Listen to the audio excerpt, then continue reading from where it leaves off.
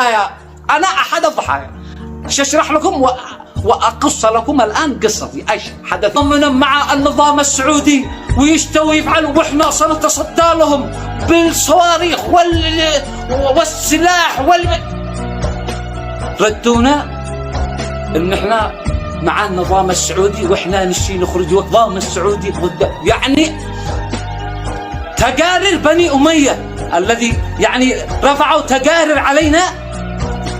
بني أمية رفعوها للقيادة ان احنا نشي نخرج تضامنا مع السعودية، وان احنا يعني انا سأعمل راسي، والله لو راسي ساعة نقل يسلح ما انا اطح دولة وانا في وسطهم واخرج تضامن مع السعودية، يعني ايش الكلام هذا؟